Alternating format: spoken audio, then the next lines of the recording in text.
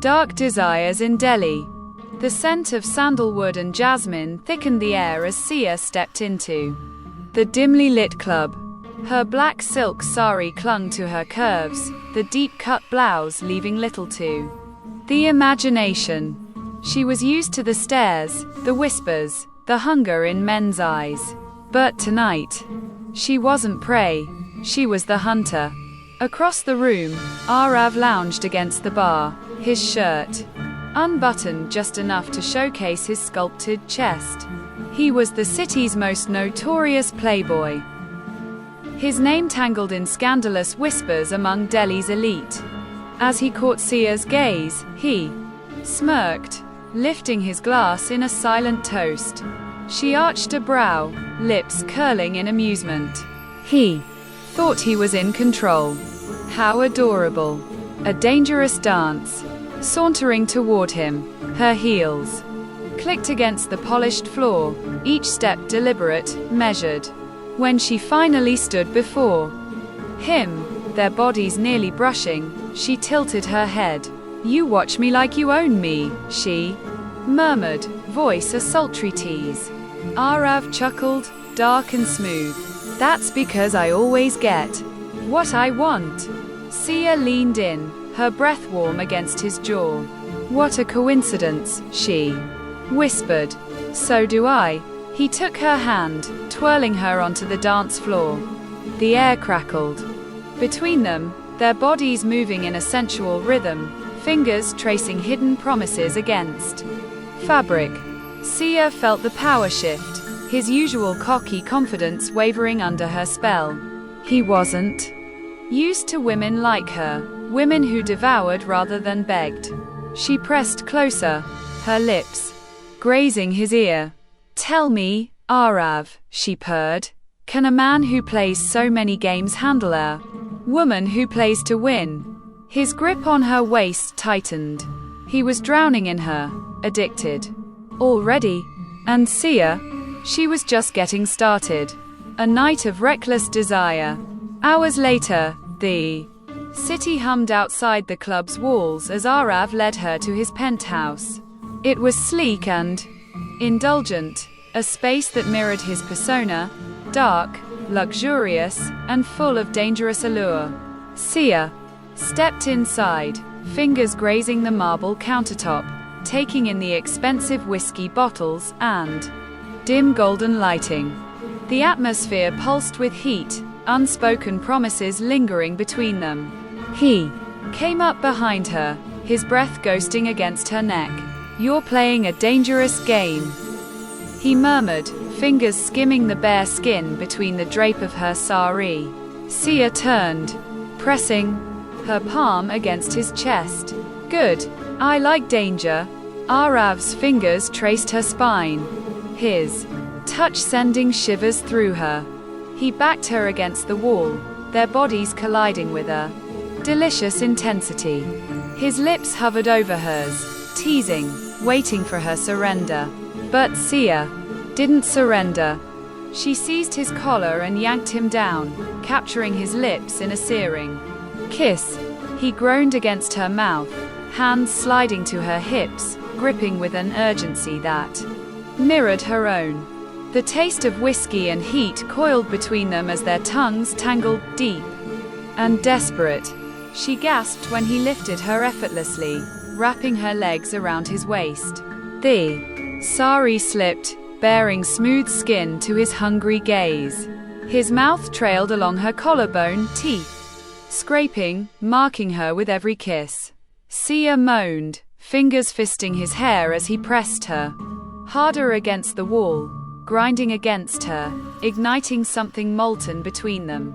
She reached for the buttons of his shirt, peeling it away to reveal sculpted muscles that flexed beneath her touch. He was beautiful, all raw power and sin. And he wanted her. She could feel it in the way his body pressed against hers, in the way his breath turned ragged with every brush of her fingers. Arav carried her to the bed, laying her down like something precious before crawling over her, his lips tracing the curve of her waist, the dip of her navel. His fingers worked the delicate folds of her sari, unwrapping her slowly, teasingly, savoring every inch of exposed skin. Sia arched beneath him, nails raking down his back.